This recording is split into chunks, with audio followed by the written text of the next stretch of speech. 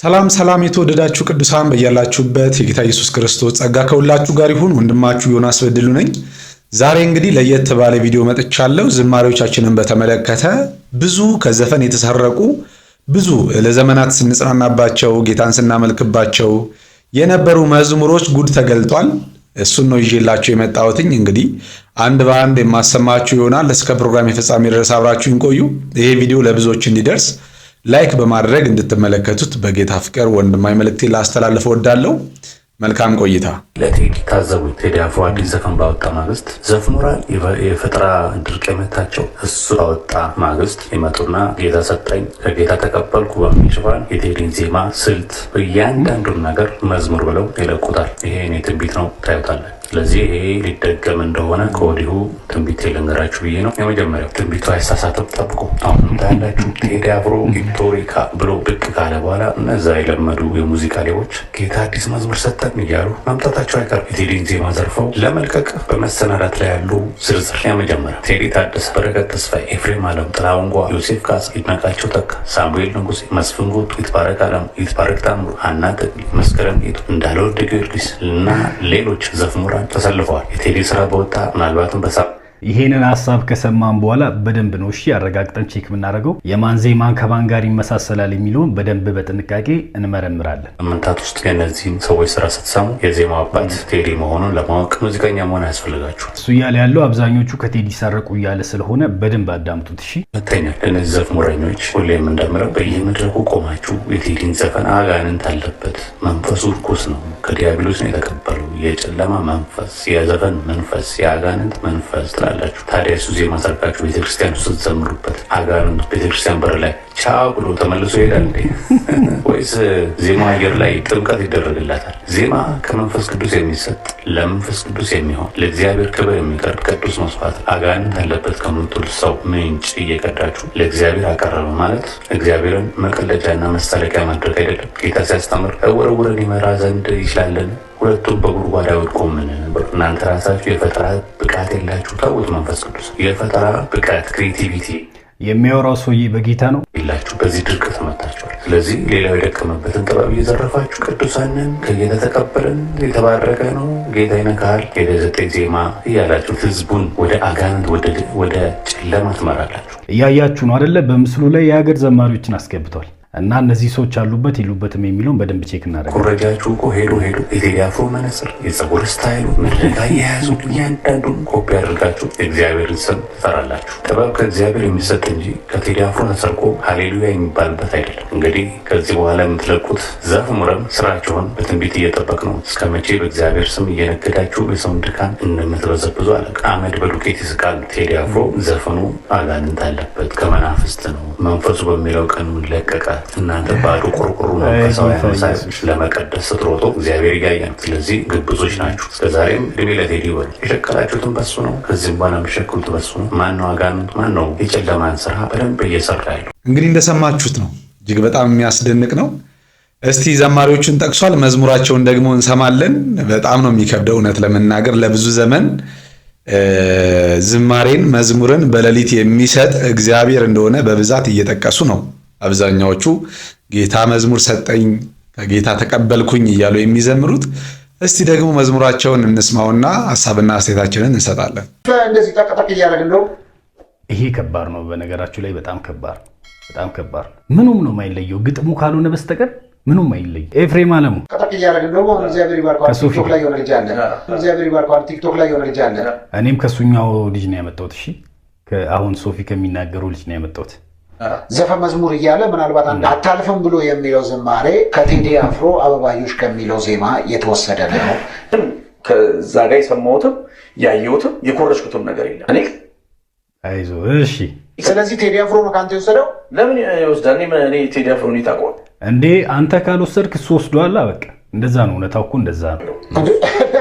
ታዲያ እንዴት ተመሳሰለ? ታዲያ አይደለም እንዴት ተመሳሰለ? አበባዮሽ የሚለው እና አታልፍም ብሎ የሚለው ከምን አንጻር ተመሳሰለ? ታዲያ ኖ ወይ አንተ ሰርቀሃል ወይ አንተ ሰርቀዋል። እሱ ሰርቀዋል። በምን ጉዳይ ሊመሳሰል ይችላል? አንድ አይነት ተቀራራቢ ታይም ግን የሱ ይቀድመኛል። እንግዲህ አያችሁ፣ ተቀራራቢ ታይም ነን አለ። ጊዜውን ያውቋል። በዓመት ይሁን በምን ይሁን አላውቅም፣ ግን የእሱ ይቀድመኛል። እንግዲህ በዓመት ይሁን በምን ይሁን አላውቅም። እንዴት አወቀ? ቅድም አላውቅም አለ። እንዴት አወቀው? አልወሰደም ከቴዲ አፍሮ አንተ እርግጠኛ ነህ? ስለዚህ ቴዲ አፍሮ መካት ይወሰደ። አንተ እኮ አልወሰደም ትላለህ፣ አልወሰድኩም ትላለህ። እንግዲህ ስለዚህ እሱ ነው የወሰደ። ማን ነበር የሰራው እሱ መዝሙር?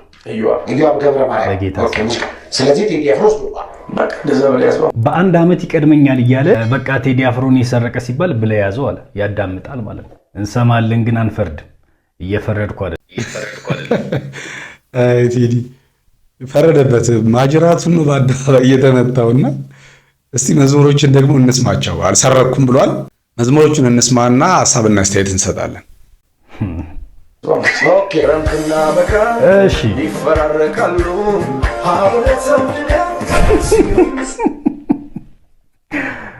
አልሰረቁም። እጽዋት በምድር ላይ ደርቀው ይረግፋሉ።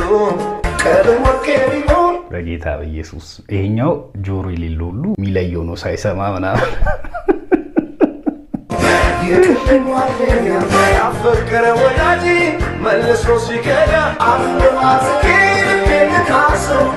ኢየሱስ ግን እባካችሁ በቅንነት እውነቱን ተናገሩ። እሺ ማን ከማን እንደሰረቀና ማን ቀድሞ እንደለቀቀ ምን ለየው ይሆናል። ዩቲዩብ ላይ ይመሳሰላል ወይስ አይመሳሰልም? ሌባው ማን ነው?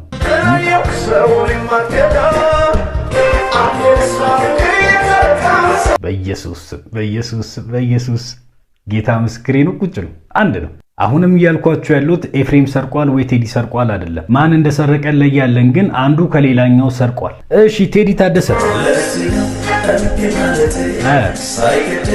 ይሄ መዝሙሯን ብትነካው ይደብረኛል በእርግጠኝነት በጣም ወዶ መዝሙር ስለሆነ። እሺ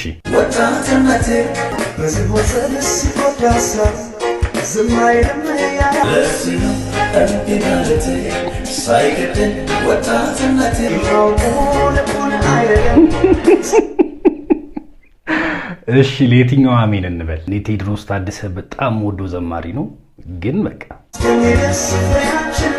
እንግዲህ እናንተ አሁንም እያያችሁ በደንብ እያዳመጣችሁ ማን ከማን እንደሰረቀውን ማስቀምጡልኝ ኮመንት ላይ። እሺ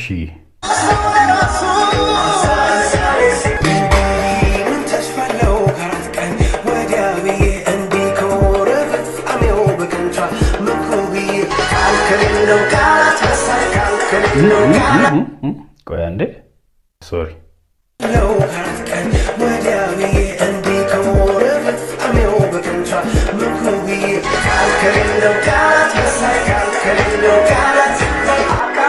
ይመሳሰላል።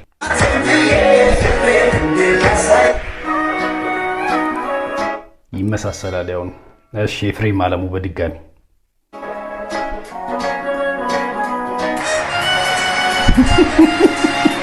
ሙዚቃውን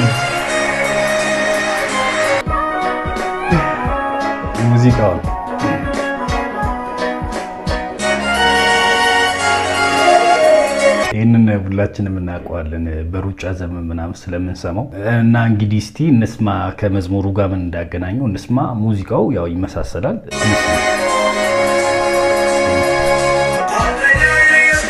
በዛኛው ዘፋኝ ኢንትሮ ይሄኛው ዘማሪ ሊገባ ይችላል። በነገራችሁ ላይ ትራንሱ አንድ ነው፣ ሙዚቃው አንድ ነው። አያችሁ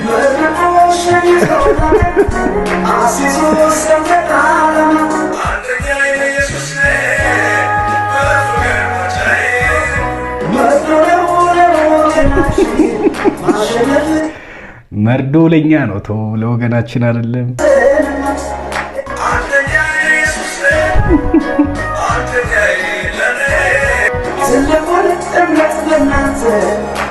ኢቨን ሲቀየር እኮ ግራ ይገባችሁም ታውቃላችሁ። ከመዝሙር ወደ ዘፈን ተቀይሯል አትሉም፣ ቀጥላችሁ ማምለክ ሁሉ ትችላላችሁ። ለምን መሰላችሁ? ምንም የተቀየረ ነገር የሌለ እስኪመስል ነው የተሰራው። በጣም ከባድ ነው። ልዩነት አላችሁ። ልዩነታችሁን በኋላ ነግራችኋለሁ። የዜማ መመሳሰል በጣም ከባድ ነው። እንዴት እንደሚታይ አላቅም፣ እንዴት እንደሚሰማ አላቅም፣ ግን በጣም ተመሳሳይ ነው። ሰማችሁ?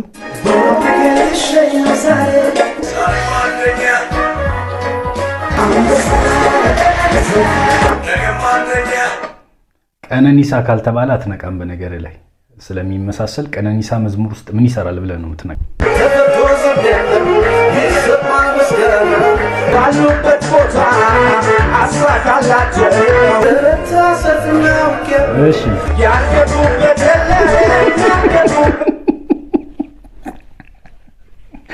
እኔ ያሳቀኝ ግጥሙ ነው። እሺ ያልገቡበት የለም። እኔ ግጥሙን ያሳቀኝ ዜማው ተመሳስሎብኝ አይደለም። ኧረ ጌታ ኢየሱስ፣ ያኛው ያልገቡበት የለም ይላል፣ የኛው ቤቴ ገብቷል ይላል። እሺ ይሁን።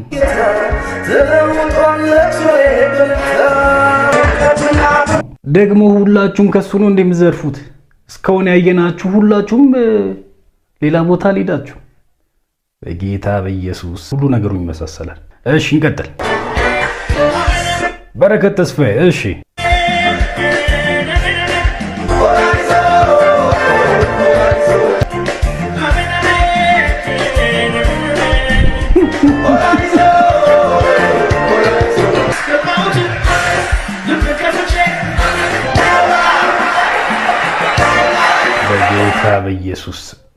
በጌታ በኢየሱስ ይቻላል እንዴ? እንደዚህ አንድ ስቴጅ ላይ ተቀባብሎ ይሰሩ እኮ ነው የሚመስለው። ማይክ ተቀባብሎ እዛው ልክ ወርሺፐሮቻችን ተቀባብሎ እንደሚዘምሩት ሁሉ እንደዛ ነው የሚመስለው።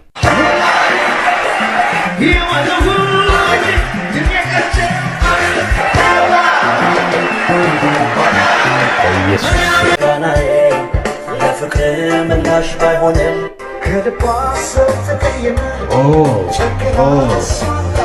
ደከመኝ ሰለቸኝ ብዬ አስችሎኝ ዝም ማለት ለምን ሆነ መጣኛለች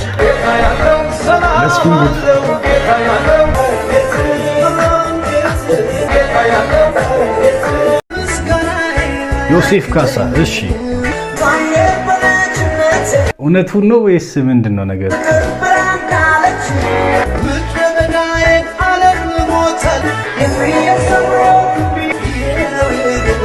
ይሄኛው ከባድ ነው፣ እንደውም በከባድ ነው የተሰረቀው። እሺ እንግዲህ እንደሰማችሁት ነው እንዳደመጣችሁት ነውና አሁን የሚያሳስበኝ ቸርች ውስጥ ከዚህ በኋላ በእነኚህ መዝሙሮች እንዴት ነው የማመልከው ነው።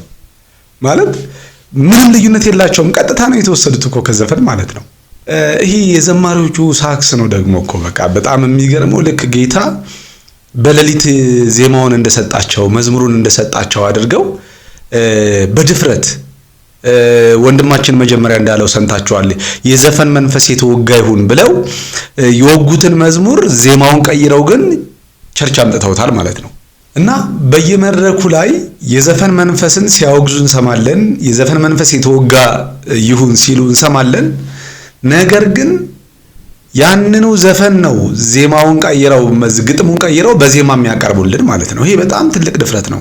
ይሄ በእግዚአብሔር ላይ ማላገጥ ነው። በእግዚአብሔር ሕዝብ ላይ ማሾፍ ነው። እና የሚገርም ነው ደግሞ ያልጠበቅኳቸው ዘማሪዎች አሉና እነ መስፍን ጉቱ እነ በረከት ተስፋዬ በጣም የምወዳቸው ዘማሪዎች እነ ዮሴፍ ካሳ እነኛውን ዘማሪዎች በጣም የተባረክንባቸው በጣም ስንሰማቸው እጅግ በጣም ደስ የሚሉ መዝሙሮችን የሚዘምሩ ወንድሞች ናቸው። ነገር ግን ይህንን አሁን ማን ያምናል? ማንስ ሊቀበል ይችላል? እኔ ከብዶኛል ለመቀበል። ማለት ግጥጥሞሽ አይደለም ማለቴ ድንገት ሳያስቡት አይደለም ይሄንን ዜማ የመጣላቸው ወይም ደግሞ ይሄንን ዜማ የሰሩት። በትክክል ታስበውበት ታቅደውበት አዳምጠው ተራቀው ነው ዜማውን በመውሰድ ግጥሙን በመጨመር እንደራሳቸው መዝሙር እያቀረቡልን ያለው ማለት ነው። በጣም ተመሳሳይ ስለሆነ ማለት ነው። እና ዘማሪዎቻችን ምንድነው ችግሩ ወይም ደግሞ ምንድነው ምክንያቱ?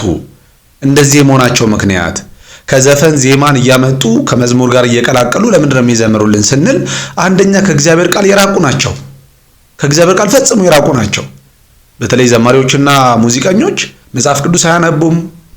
የእግዚአብሔር ቃል ሲሰበክ ቁጭ ብለው አያዳምጡም፣ አይማሩም፣ አይጸልዩም። ከየት ነው እንግዲህ ከራሳቸው ዝማሬን ማመንጨት የሚችሉት? ምክንያቱም ዝማሬን ለማመንጨት ዝማሬን ከራሳችን አውጥተን ለእግዚአብሔር ምስጋና አድርገን ለማቅረብ በመጀመሪያ ደረጃ የጽሞና ጊዜ እኮ ያስፈልጋል። ከእግዚአብሔር ጋር መቆየት፣ በቃል ውስጥ መቆየት፣ በህልውና ውስጥ መቆየት ያስፈልጋል። የሰውን ልብ የሚገዛን ዝማሬ ለመስራት ማለት ነው። እነኚህ በጣም የተወሰኑት ናቸው ማለት በጣም ብዙ ስለሆነ ጊዜውም አይበቃንም። የተኮረጁ መዝሙሮችን ብዛት ብንመለከት ማለት ነው። እና ሁሉም መዝሙር ከዘፈን የተወሰዱ ማለት ይቻላል፣ በተለይ ከቴዲ ዘፈን ማለት ነው። እና አሁንም እንግዲህ የምንፈራው ምንድነው? ይሄ የወጣው የቴዲ ዘፈን አለ ከትንሽ ከ1 ዓመት ከ2 ዓመት በኋላ የሱ ዘፈን ተቀምማ ተቀይራ መልኳን ለውጣ እንዳትመጣብን ነው ፍራቻችን ማለት ነው። እና ባካችሁ ዘማሪዎቻችን የእግዚአብሔርን ቃል አንብቡ። ከእግዚአብሔር ቃል ውስጥ ብዙ ዝማሬዎችን ማውጣት ይቻላል፣ ብዙ አምልኮችን ከዛ ውስጥ ያማረ ዜማም እግዚአብሔር ይሰጣልና በትክክለኛው በቅንነት በእግዚአብሔር ፊት ተንበርክከን ልንጸልይበት ያስፈልጋል። የእግዚአብሔርን ቃል ልናነብ ያስፈልጋል። ከእግዚአብሔር ጋር ጊዜ ልንወስድ ያስፈልጋል። ከዛኛ የተነካንበትን እኛ ውስጣችን የገዛውን እውነት ነው በዜማ ለሰዎች የምንሰብከው ማለት ነው። መዝሙር ማለት በሌላ መንገድ መዝሙር ለሚሰማው ትምህርት፣ ለሚቀበለው ለእግዚአብሔር ደግሞ አምልኮ ነው መሆን ያለበት አይደለ? ለሚሰማው ሰው ግን ትምህርት መሆን አለበት። ለእግዚአብሔር ደግሞ የሚቀበለው እውነተኛ መስዋዕት ነው። ስለዚህ ባካችሁ እንደ ቀላል አትዩት ይህንን ዝማሬ ማለት ነው። መጽሐፍ ቅዱስ በመዝሙርና በዝማሬ በመንፈሳዊ ቅኔ በጸጋው በልባችሁ ለእግዚአብሔር ዘምሩ ነው። በመጀመሪያ ደረጃ የእግዚአብሔር ቃል በሙላት ሊኖርብን ያስፈልጋል። በሁለተኛ ደረጃ ደግሞ በመዝሙርና በዝማሬ በመንፈሳዊም ቅኔ በጸጋ በልባችሁ ለእግዚአብሔር ተቀኙ ይላል። ስለዚህ ዝማሬ የእግዚአብሔር ቃል በሙላት ሲኖርብን ከእግዚአብሔር ቃል የሚመነጭ ነገር ሲሆን፣ በሁለተኛ ደረጃ ደግሞ በጸጋ ለእግዚአብሔር የምንቀኘውና የምናቀርበው ውድ ስጦታችን ነው መዝሙር ማለት ነውና አታሹፉ። በመዝሙር አታላግጡ። እግዚአብሔር ማሾፍ አይደለም። የእግዚአብሔር ሕዝብ ማላገጫ አይደለም። ተንበርክካችሁ ጸልዩ፣ መጽሐፍ ቅዱስን አንብቡ። በቸርች ውስጥ ከዘመራችሁ በኋላ አቋርጣችሁ አትውጡ። ቁጭ ብላችሁ የሚያስተምረውን ትምህርት ስሙት ሰባኪውን። ስለዚህ ፍሬው ይሄ ነው ማለት ነው። ከድሮ ጀምሮ እኮ ነው የድሮ መዝሙሮች በጣም ብዙ የተባረክንባቸው የመሰለን መዝሙሮች ለካ የተሰረቁ ናቸው፣ የሌብነት ውጤት ናቸው። እንግዲህ እና የቴዲ አፍሮ በአደባባይ ነው እንግዲህ ማጅራቱን የተመታው ማለት ነው። እና ወንበዴ የሆናችሁ ዘማሪዎች፣ ነጋዴ የሆናችሁ ቢዝነስማን የሆናችሁ ዘማሪዎች ዝማሬ ለእግዚአብሔር በንጹህ ልብ በጸጋ ለእግዚአብሔር የምናቀርበው ውድ መስዋዕት ነውና ባንቀልድ መልካም ነው። ከሁሉ በላይ ደግሞ አምልኮ ማለት ይሄ ዜማና ግጥም አንድ ላይ አድርገን አሰማምረን የምናቀርበው የምናዜመው ብቻ ሳይሆን ደግሞ ሰውነታችን ነው፣ ማንነታችን ነው። ሰው ማንነቱን ለጌታ አሳልፎ ከሰጠ ትክክለኛውንና እውነተኛውን የቅድስና ሕይወት የሚኖር ከሆነ እውነተኛውን የወንጌል መንገድ ከተከተለ ይሄን አይነት አካሄድ አይካሄድም በጭራሽ። ዘፈን ሰምቶ ከዘፈን የሰማውን ሙዚቃ ዝማሬ አድርጎ ለእግዚአብሔር ሕዝብ አያቀርብም። ይሄ ድፍረት ነው። ስለዚህ ባካችሁ ወንድምናቶቼ ዝማሬዎቻችንን በእግዚአብሔር ቃል ብንፈትሻቸው፣ የምንሰማቸውንም ዘማሪዎች ብንመርጥ ብንለይ፣ የትኛውን ዘማሪና መዝሙር መስማት እንዳለብን ብናውቅ በጣም ጥሩ ነው ብዬ አስባለሁ። ሁሉም ዘማሪ አይደለም። አብዛኛው እንዳየነው የራሱን ቢዝነስ የሚያጧጡፍ ነጋዴ ነው።